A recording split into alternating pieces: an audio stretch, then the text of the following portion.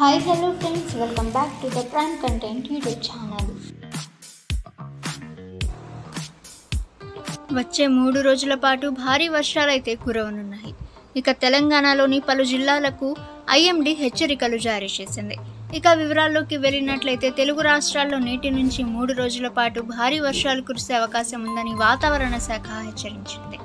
ముఖ్యంగా ఏపీలోని ఉత్తర కోస్తాతో పాటు యానం వరకు నేటి నుంచి మోస్తరు వర్షాలు కురిసే అవకాశం ఉందని తెలిపింది. ఉరుములు మెరుపులతో కూడిన బలమైన ఈదురుగాలులు కూడా వీస్తాయని వాతావరణ కేంద్రం హెచ్చరికలు జారీ చేసింది. ఇక తెలంగాణలో నేటి నుంచి పలు జిల్లాల్లో భారీ వర్షాలు కురుస్తాయని వాతావరణ శాఖ తెలిపింది. సిద్దిపేట, మేడ్చల్, వికారాబాద్, మెదక్, సంగారెడ్డి జిల్లాలకు ఐఎండీ ఎల్లో అలర్ట్ జారీ చేసింది. ఈ ప్రాంతాల్లో ఆకాశం మేఘావృతమై ఉరుములు మెరుపులతో కూడిన వర్షాలు కురుస్తాయని ప్రజలు అప్రమత్తంగా ఉండాలంటూ ఐఎండీ అధికారులు హెచ్చరించారు. హైదరాబాద్లో కూడా భారీ వర్షం కురిసే అవకాశం ఉన్నట్లు తెలిపింది వాతావరణ శాఖ. బుధవారం కూడా ఏపీలో తేలికపాటి నుంచి మోస్తరు వర్షాలతో పాటు గంటకు 40 నుంచి 50 కిలోమీటర్ల వేగంతో ఎదురుగాలులు వీస్తాయని వాతావరణ శాఖ తెలిపింది. దక్షిణ కోస్తాంధ్రలో ఉరుములతో కూడిన మెరుపులు, బలమైన ఈదురుగాలులు వీస్తాయని తెలిపింది.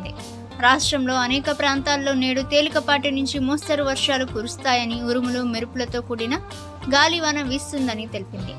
శ్రీకాకుళం, మన్యం, అల్లూరి సీతారామరాజు జిల్లా, నంద్యాల, అనంతపురం, శ్రీ సత్యసాయి పుట్టపర్తి జిల్లాలతో పాటు చిత్తూరు జిల్లాల్లో తేలికపాటి వర్షాలు కురుస్తాయని ఏపీఎస్డీఎంఏ తెలిపారు. వాతావరణ మార్పులను దృష్టిలో ఉంచుకొని ప్రజలు తగిన జాగ్రత్తలు తీసుకోవాలని అధికారులు సూచిస్తున్నారు. వ్యవసాయ పనులు చేసే రైతులు ముందస్తుగా వర్షాభావ పరిస్థితులను తెలుసుకొని సురక్షితంగా ఉండాలని అధికారులు సూచిస్తున్నారు. విద్యుత్ తీగలు, కరెంటు నిల్వలు ఉండే ప్రాంతాలతో పాటు చెట్ల కింద ఉండకూడదని హెచ్చరికలు జారీ చేశారు.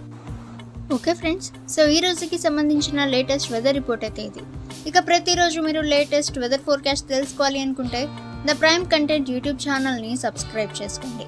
అలాగే ఫ్రెండ్స్, ఈ యొక్క సమాచారాన్ని మీ ఫ్రెండ్స్ అండ్ ఫ్యామిలీకి షేర్ చేయండి.